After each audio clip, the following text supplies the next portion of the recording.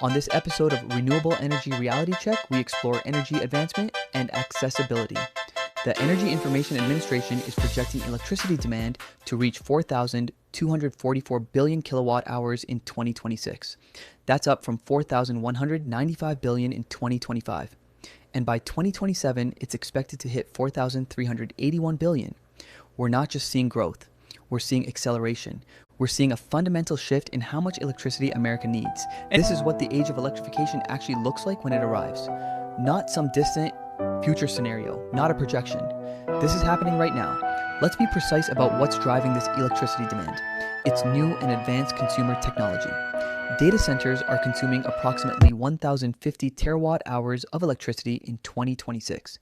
If data centers were a country, they'd rank roughly fifth in global electricity consumption, fifth, behind China, India, the United States, and Japan, but they're not a country. They're infrastructure. They're the backbone of AI, cloud computing, and the digital economy that's reshaping every industry. The projections are staggering. From now through 2030, global electricity demand is expected to surge by more than 1 trillion kilowatt hours per year. That's not incremental change, that's transformation, and it's driven almost entirely by data centers and artificial intelligence infrastructure. Here's what that means in practical terms. The electrical grid that was designed for a different era, an era of steady demand, predictable consumption, centralized generation, the grid is facing unprecedented pressure. Utilities that plan for flat demand are suddenly confronted with explosive growth. Grid operators that manage stable loads are now managing volatility. And the entire energy system is scrambling to figure out how to meet this demand without destabilizing the infrastructure that supports it. The data center industry is aware of this.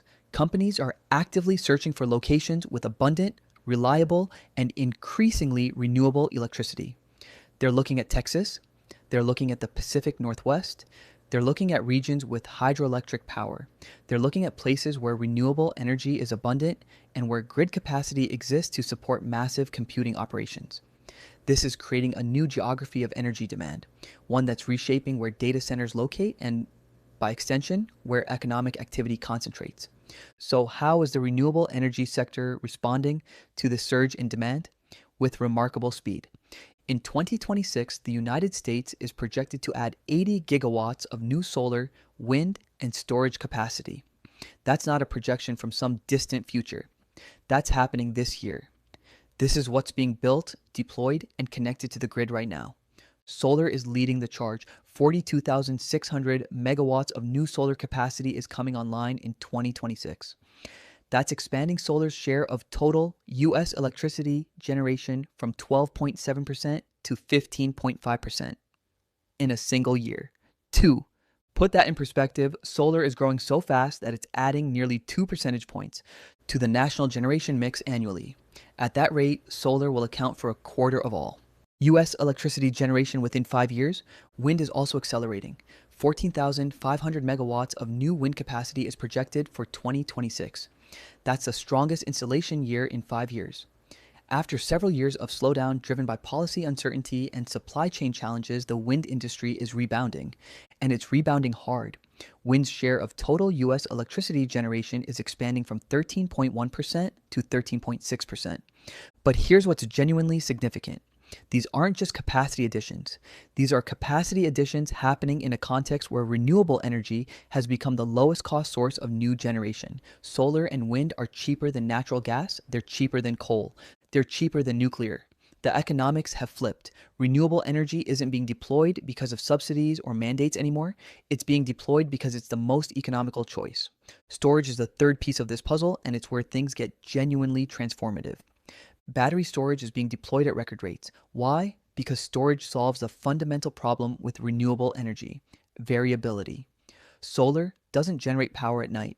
Wind doesn't generate power when the air is still. Storage allows renewable energy to be generated when conditions are optimal and then discharged when demand peaks or generation is low. The challenge is that storage is facing policy headwinds.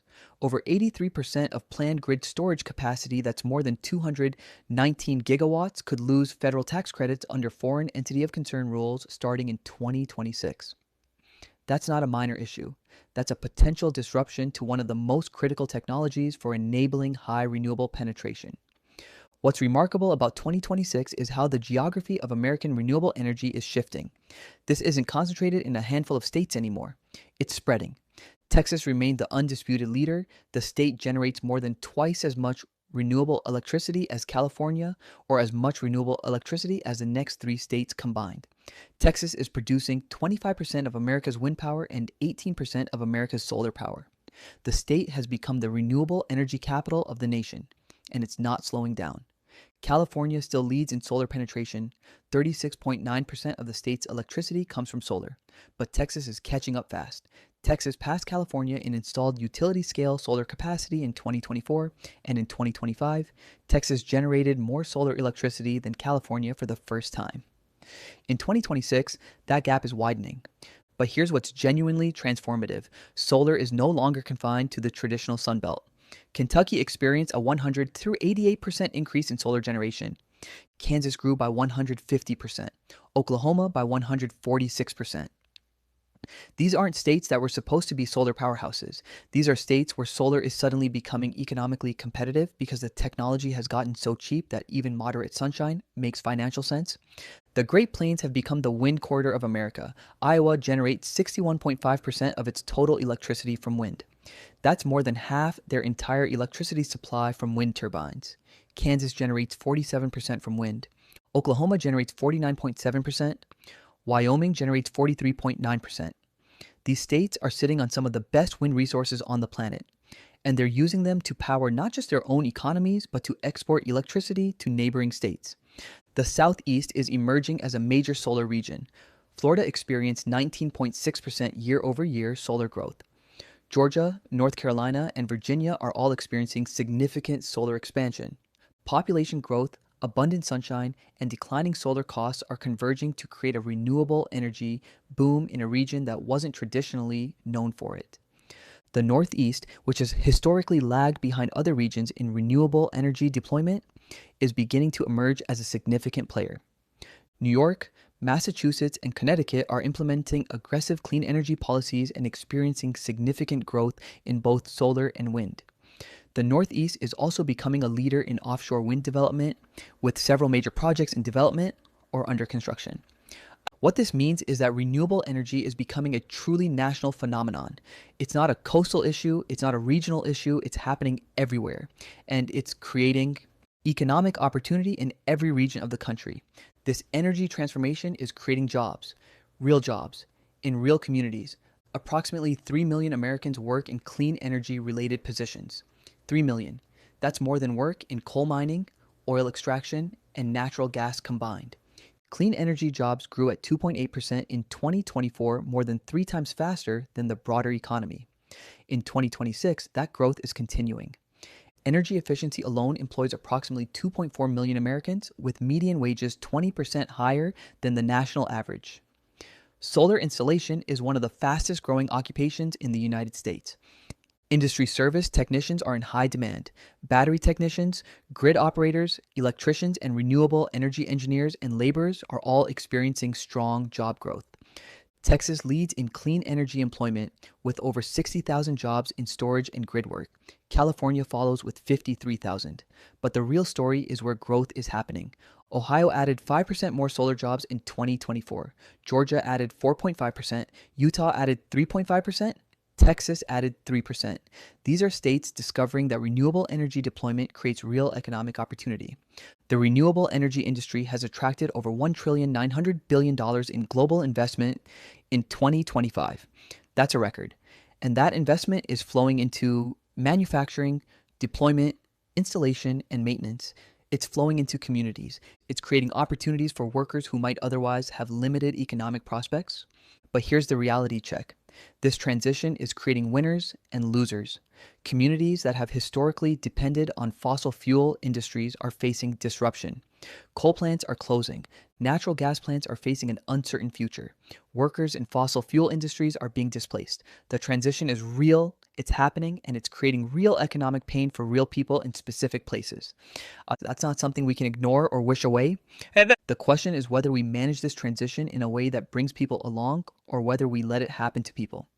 That's a policy question. That's a choice. And it's one we're making right now. in 2026. Here's where things get complicated.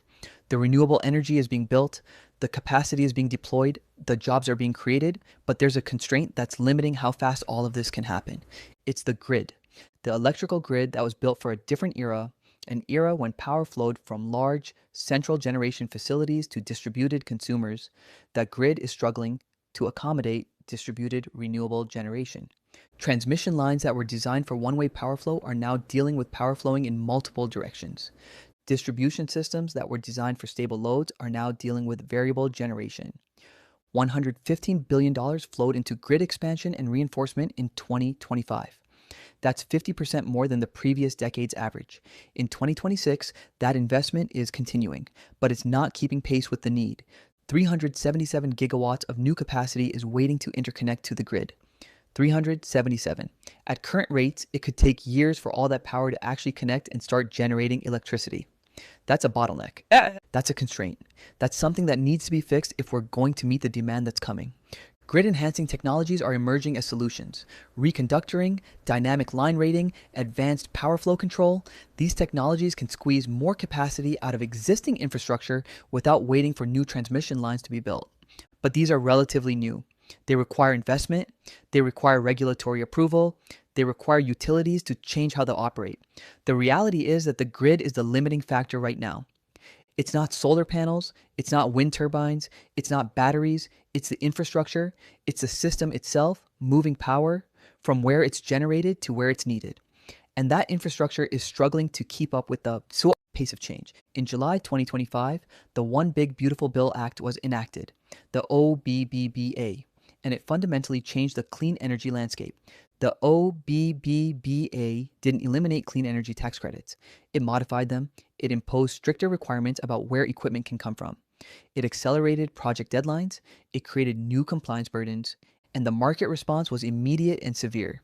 In the fourth quarter of 2025 alone, $8.3 billion in clean energy manufacturing projects were canceled. 11,600 anticipated jobs were lost. Meanwhile, only $1.8 billion in new investments were announced with 4,800 jobs created. That's a net loss of $6.5 billion and 6,800 jobs in a single quarter. In 2026, that uncertainty is continuing.